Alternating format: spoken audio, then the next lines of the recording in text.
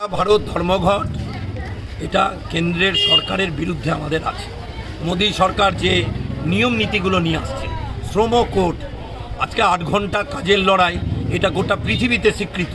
গুজরাটে বিজেপি সরকার অর্ডিন্যান্স জারি করেছে 12 ঘন্টা কাজ করতে হবে, তাহলে ওভার টাইম পাবে না, তাকে 12 ঘন্টা 7টায় গেলে 7টায় ফিরে আসতে হবে সন্ধেবেলা। তারপরে স্মার্ট মিটার জোর করে লাগাচ্ছে। প্রথম তো এই দোকান কর্মচারী টোটো চালকরা বিপদে পড়বে, তাদের বর্ধিত আজকে দিতে হবে।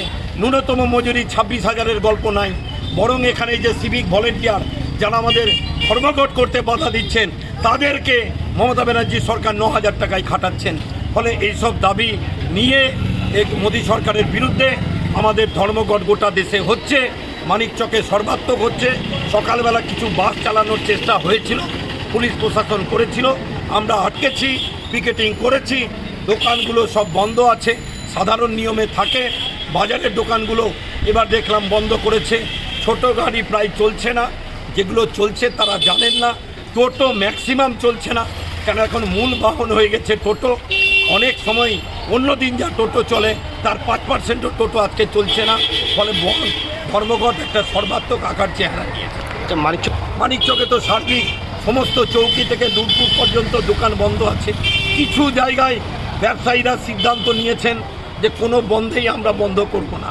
আমরা বুঝিয়েছি, ওয়াকফ আইন এনেছে মানুষকে ভাগ করার জন্য। ফলে সার্বিকভাবে মানুষের যেভাবে রাস্তাতে মানুষকে হাঁটতে দেখছি, বন্ধের তো চেহারা পড়েছে। যানবাহন থাকলে অন্যদিন এত রাস্তায় মানুষ থাকেন না।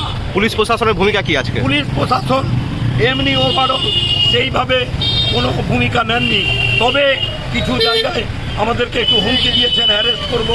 আমরা সেগুলো উপেক্ষা করে রাস্তা আটকেছি, গাড়িগুলোকে আটকেছি, টোটোগুলোকে আটকেছি। আমরা আজকে সর্বাত্মকভাবে রাস্তায় ছিলাম, মানুষকে জানান দিয়েছি হরতাল হচ্ছে এবং সামগ্রিকভাবে সেই হরতাল চলবে।